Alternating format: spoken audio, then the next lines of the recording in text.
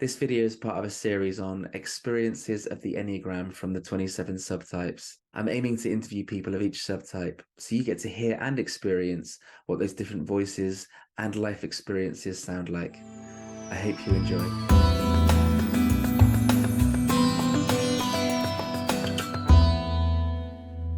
Hey Mindy, thank you for taking the time to share with us today. Can you share the country that you live in, your Enneagram type, subtype, and instinctual sequence? I'm from the United States. I live in Michigan. My Enneagram type is an 8, which is the challenger, the protector. I'm dominant in self preservation, and my sequence is self preservation, sexual, and I'm socially repressed. Brilliant. Thank you for sharing that, Mindy. So, with regards to the Enneagram, when did you first hear about it? I was introduced to the Enneagram in about, I'm going to say 2005 or 6 through, ironically, my brother's then wife, so his ex wife. She handed me the book, The Wisdom of the Enneagram, and said, "You have to read this. I put in a test in it, so take the test, but I'm determined that you're a type 8." And I had no idea what she was talking about. I was like, "A type 8? Don't put me in a box. What is a type 8?" Like my initial reaction. So I read the chapter on the type 8 and thought, wow, this is weird. It's almost as though this book got inside my head. And then I went ahead and took the test, and she was correct. And so I spent maybe the next few years basically learning everything about my type, and those closest to me. A couple of them I would give the test to, but I didn't do much else with it. I couldn't have told you much about a type 6 back then, but I knew a lot about the type 8 generally, and I read a lot of books on it.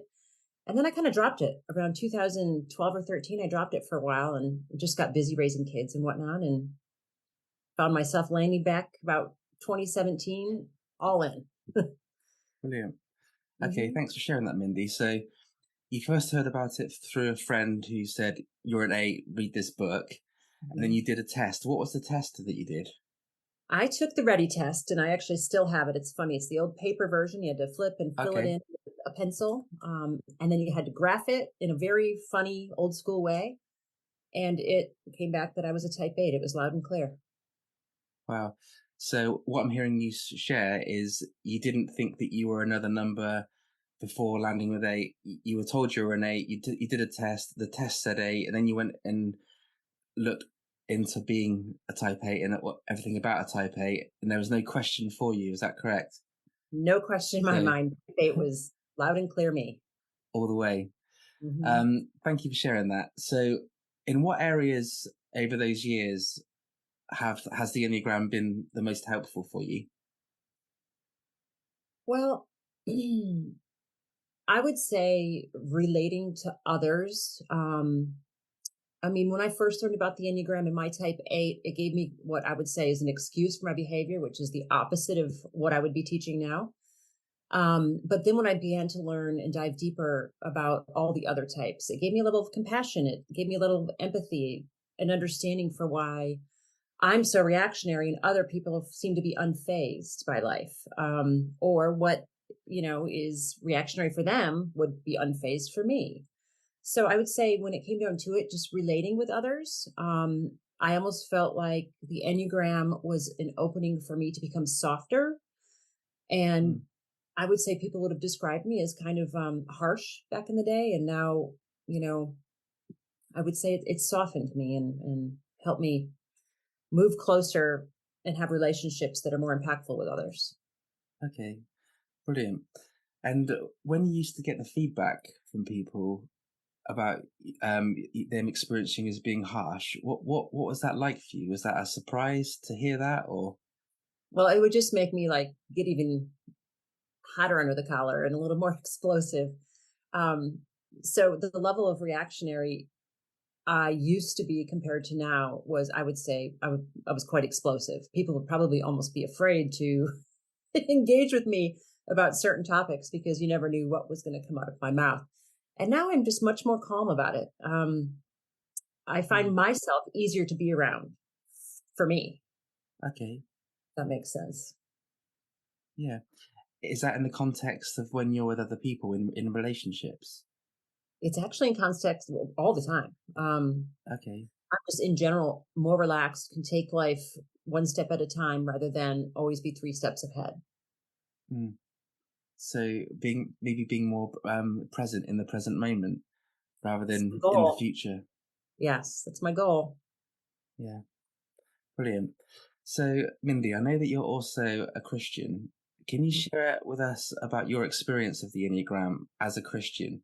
What's that journey been like for you? So I get this question a lot about Christianity and the Enneagram. And when I'm working with clients, I'm a little bit reserved when I answer.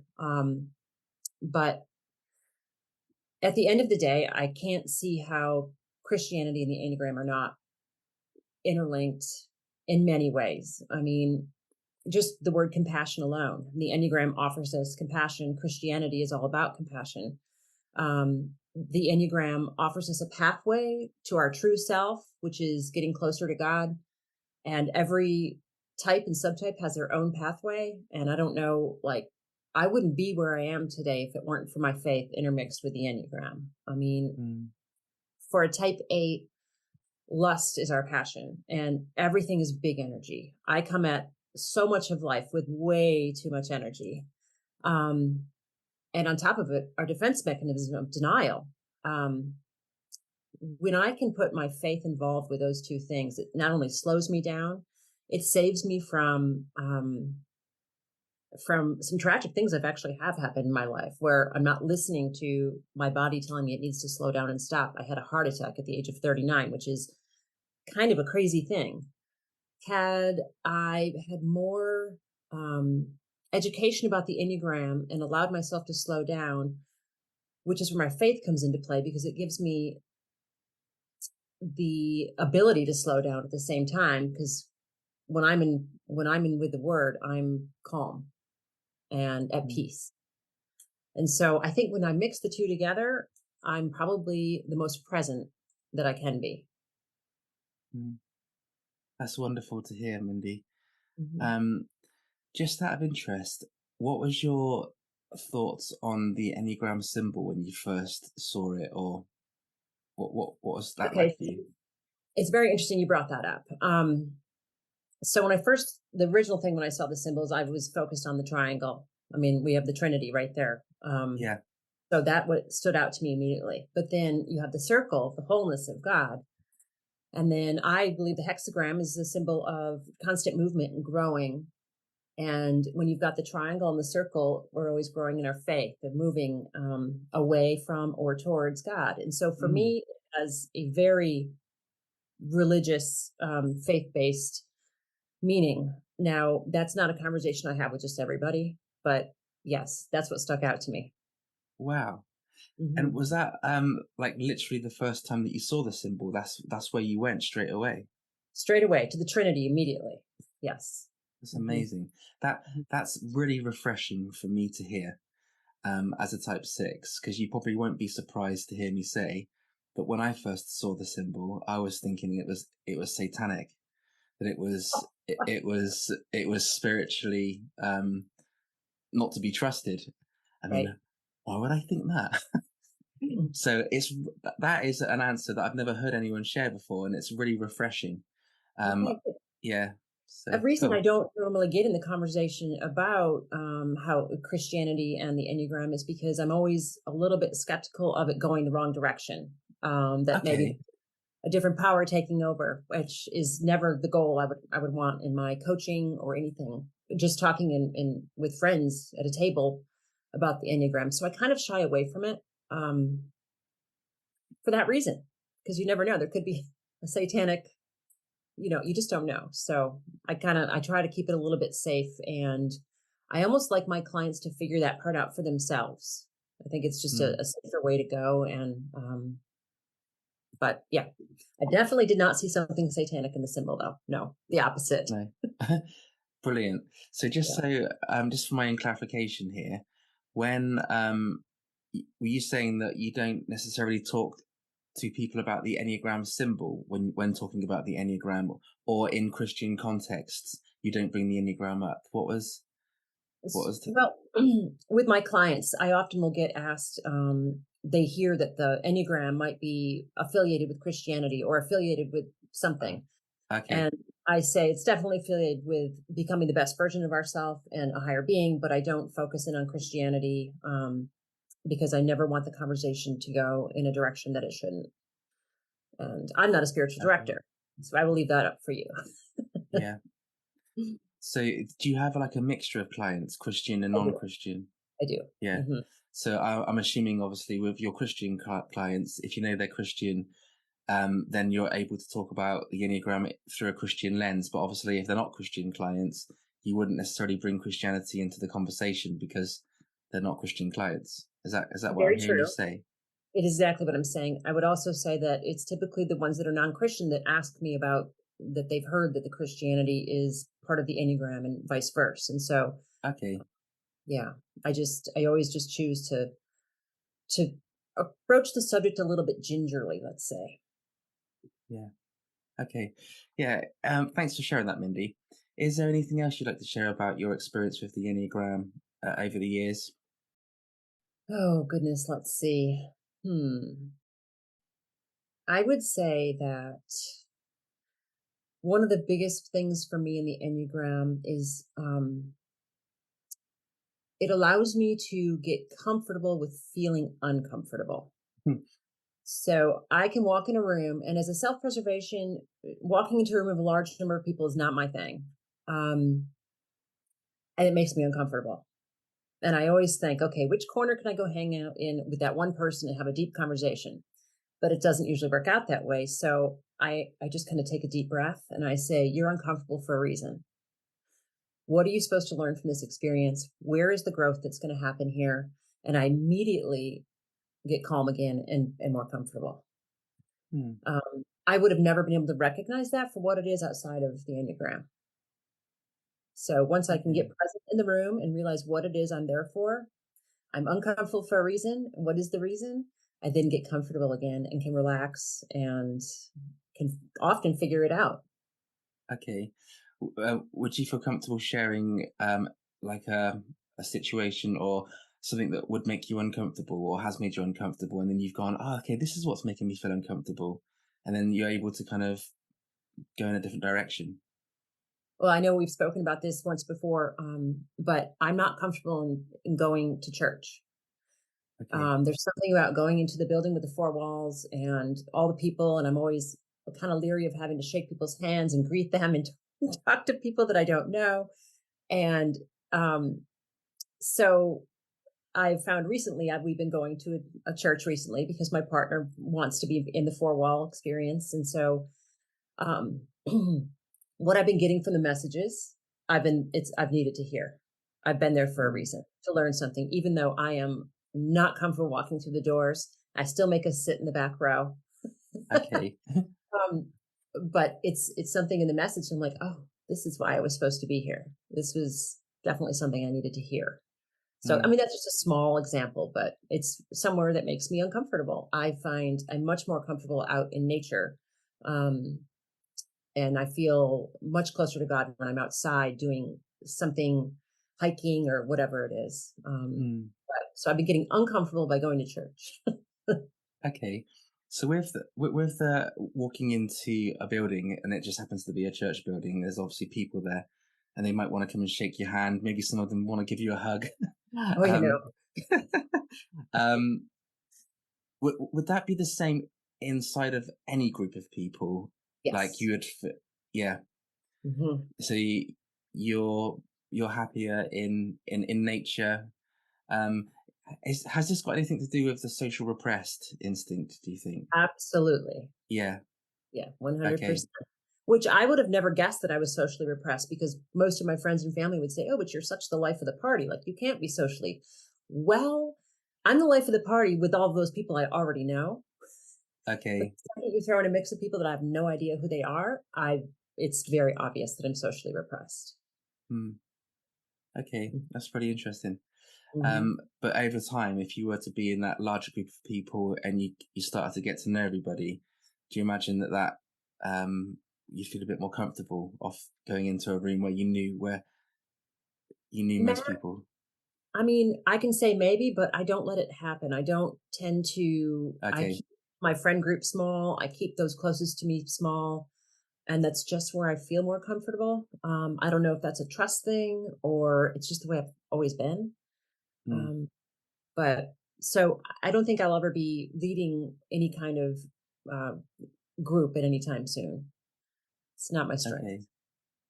Okay. So have you had any experience of being a leader of any group at all, or have you always kind of not gravitated towards doing that?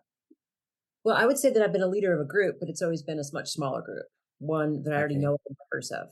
Um, I've run some PTAs in the past for some small schools my kids were at, and I'm the president of a couple of boards, but I know the people in these seats, and I know I know what I'm dealing with when I walk in, and I can be myself completely, and so that works for me. I mean, I'm definitely a leader, but I'm not going to be standing on any platforms uh, saving the world from who knows what. Hmm. I've heard Aranio teach on CP Enneagram Academy. There's that. I think he explained it as like a Y format in business.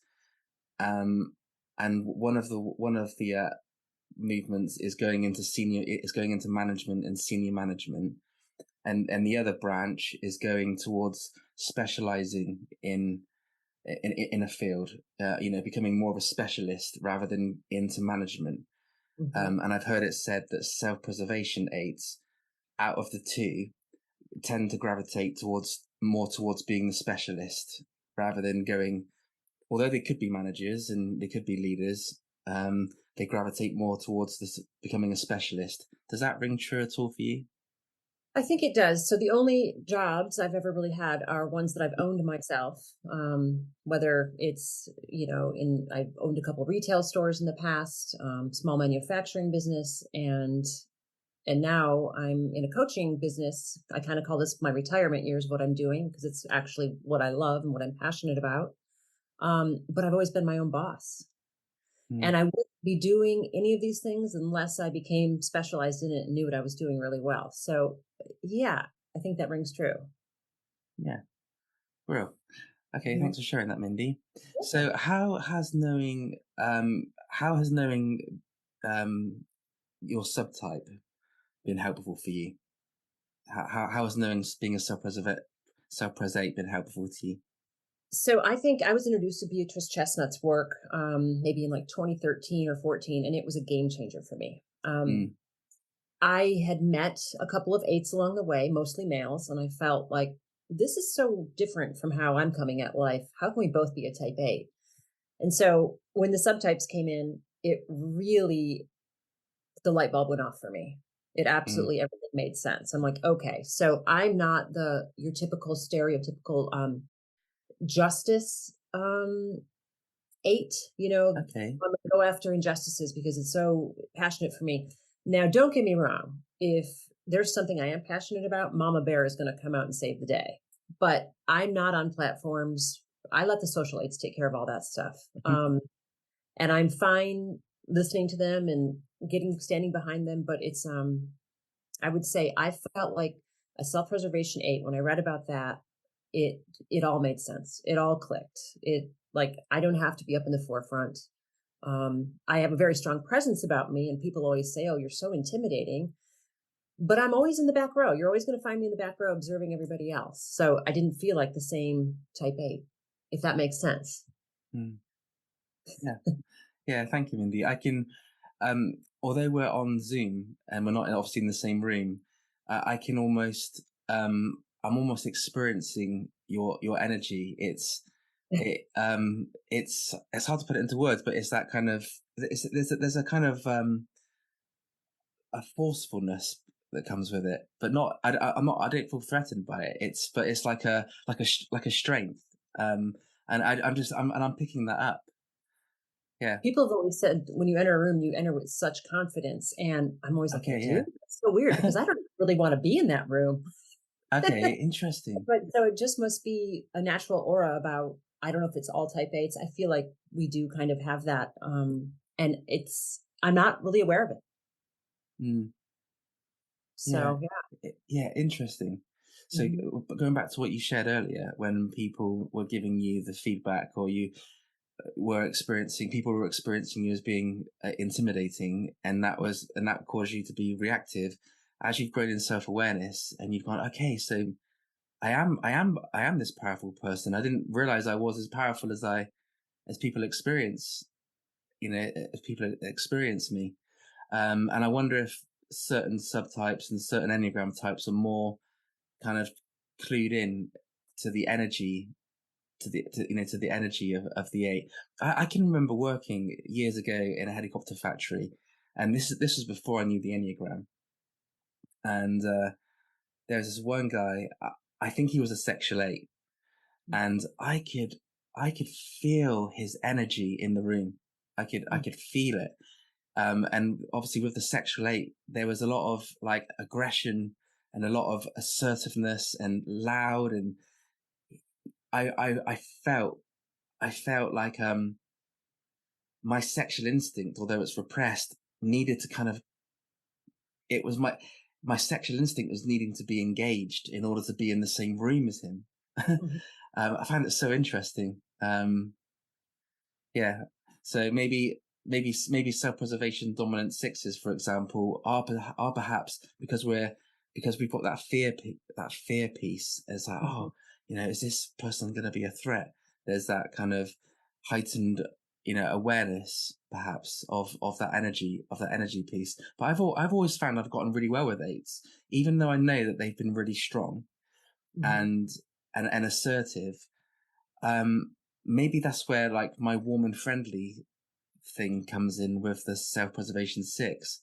I use that kind of warm and friendly approach with the eights, and it kind of, there's nothing to attack. There's Mhm. nothing to there's nothing to fight because I'm not fighting. If Right. that makes sense. It's interesting because of the sixes, I would say I get along quite well with sexual sixes and self-preservation sixes. It's the social sixes and I that will butt heads for some reason. Interesting. Okay, that's interesting. Yeah. Yeah, and I'm wondering if that's related to the fact that it's a social dominant with a social repressed, and it's a clash of instincts almost. I think what it is about the social six and myself is we're both coming into the room thinking the other one's not trustworthy. Like there's something about them I'm Ah, not trusting and they're not trusting me. And so how do we get to ah, the common ground to get beyond that? And um and so that's what I have found. It's when I break through the layers with the social six, I'm like, okay, so you didn't trust me and I wasn't trusting you. And once we can get beyond that and realize, oh wait, we're both just decent people in the world trying to get by like everyone else, we could get through it. But that's what I yeah, find. We both have that same kind of aura around the word trust. mm, Yeah, I don't know. okay, yeah, Interesting though. yeah. That is interesting. Mm. So yeah, there's a trust vibe going on, and my feelings, that energetic thing goes out. And what's it like for you being a body type, a type eight, going into a room? Like, what's the energy like for you? Does your energy go out into the room? Like, how would you describe the interaction between a social six and a self-pres eight with the energy? What's happening the, energetically, do you think? Well, I find that I get asked a lot of questions by social sixes, and it makes me a little bit hesitant and kind of Okay. uncomfortable. Where, why are you asking me all these questions? And I want to like take over control myself and start to do all the question asking. Um, Okay. yeah, I mean, it's just sort of interesting. As a body type entering a room, I would say I feel it all in my body. And so, because I don't like to enter a room of, like, let's say the church, I can all of a sudden feel very lightheaded, like I might pass out, which is so Okay. strange. And then once I sit down, I can feel it in my stomach, almost as though like I have a little bit of an upset stomach coming out of Mm, nowhere. And then I have to just learn to relax into it. But every situation I get into, my body is the one that is reactionary somehow. I can feel all the things going on, and then I'm like, just get over it. You're fine. You're not going to pass out. um, but yeah, I think I answered both your questions, but that's what goes on. yeah. Thank you, Mindy. So, just out of interest, with this setting here, obviously, I'm asking you questions. How is this the same or similar to, or different to, so when a social six is asking you questions? How is it similar or different? Well, typically, if I'm going to meet a social six for the first time, I don't know what they're going to ask me. And so it feels almost as though I'm being interrogated or they're asking me the questions because they don't trust me already. Um, Okay, I can kind okay, of like read right through it. And mm, this, because I've known you prior, it feels very comfortable, very comfortable. okay, cool. Yeah. I've also witnessed you go through all series of questions the whole for people watching. So I was like, we're going to be fine. We're all good. Yeah. Okay, thanks for sharing that, Mindy. Is there anything else you want to share about being a self-pres 8 that people might find helpful to know? I guess I just want to reiterate the fact that even though I enter a room and people tell me that I'm intimidating, to know that I'm approachable. I Mm, actually have an amazing heart and I'm always willing to help. Um, and if I'm passionate about what they need, I will go lengths to make sure that it happens for them. So, I've had to learn to have a little more discernment what I say yes to, but at the same token, I'm approachable. I mean, ask me, don't just discount me because I look like I'm intimidating. yeah, And I used to yeah, always think it was because of my height. I'm tall. I'm 5'10". And I used to always think it's because I'm tall that people thought I was intimidating. And then I learned the Enneagram. And I'm like, oh, it's my okay. energy. It's the whole The package. energy. Yeah. I've heard it said, I forget where I've heard it said now, possibly CP Enneagram Academy, but I'm not entirely sure. The eights have the biggest hearts out of all of the numbers. Eights have the biggest hearts. I think we do. And the thing is trying to get to that heart is very difficult. We wear such armor around it. And I think it does come down to trusting people because, I mean, obviously, betrayal is our big thing. And it's hard to get over betrayals when you only let a certain amount of people in. When you do get betrayed, it's a very big deal because you're talking about maybe one of five people that you've allowed to come in to betray you. And so then the armor just gets built thicker. Mm, But for those that are closest to me, let's just say my kids, my partner, my family, they know my heart is huge, and I would do absolutely anything for them or any of their friends. I would be there, and I've saved the day a number of times, and so people have seen it. But it's sometimes it can be hard to get to the eight's heart. It can be.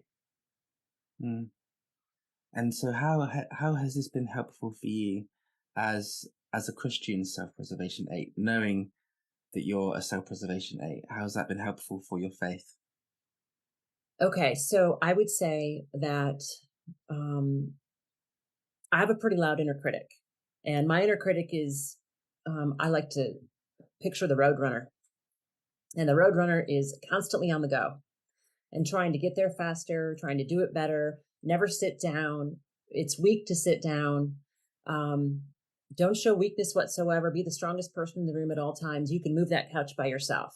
And my faith has allowed me to realize that it's okay to rest. You don't have to do it all on your own. Mm, First of all, you've got God there with you. Second of all, you can ask for help and you're not going to look weak. In fact, you're going to look stronger for doing it. So I find that I'm able to tap into my faith, and it does quiet my mind, and it gives me the space to rest without feeling like bad about it and whatnot. mm.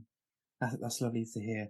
Because I've heard it said that self-preservation eights can just, well, not just self-preservation eights, but type eights in general, can just go, go, go, go, go, go, go, and be self-forgetting because they've got Mhm. so much energy and so much passion.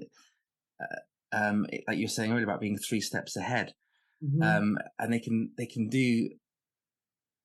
Someone again close to me who I believe is a self-preservation eight. I used to often think, how are you still standing? How are you still going? I like all of the things that you've been through, and Mhm. life just keeps throwing you curveball after curveball, and you just keep plowing forward. I'm like, wow. When do you stop? When do you get to rest? And so it's really lovely for me to hear you share that, having the understanding of the Enneagram and what it means to be a type A with your faith has been a real blessing in terms Yeah, of slowing down and just, yeah, absolutely. Yeah. I don't feel bad about resting anymore. I realize that like it's mandatory. I won't be here. yeah. With, Yeah. with the inner critic, I can't help but think of type one and the the inner critic of the mind. Is that the same for you? Is it like an inner critic in the mind, or is it like an energetic No, critic? it's energetic. It's never giving yourself the chance to stop. It's Yeah, go, go, go mode all the time. yeah, And, eventually you're going to run out of energy. Like I said, at 39, I had a heart attack. And yeah, that's not just a coincidence. It's because I was going and going and going, and my body just couldn't keep up with me anymore. And so it's different. It's not telling me that I'm bad or whatnot. It's just telling me to just never stop. yeah, And, an eight does have a lot of energy. And so it's tempting just to roll with that, yeah, yeah, but you can't because eventually you will hit a wall. yeah. So interesting.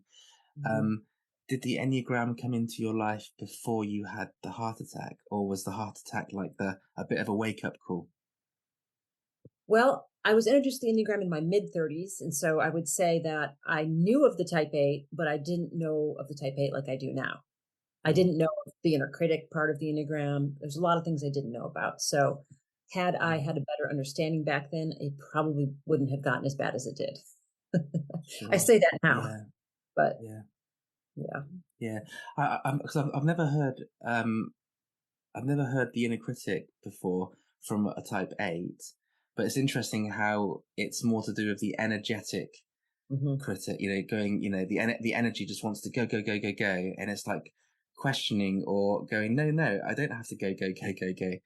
Um, because it will eventually lead to a wall of some kind, and it's going to hurt. Well, yeah. I don't know. Yeah. Do you know the Roadrunner? It's a Yeah. cartoon Yeah. from I America. do. Yeah.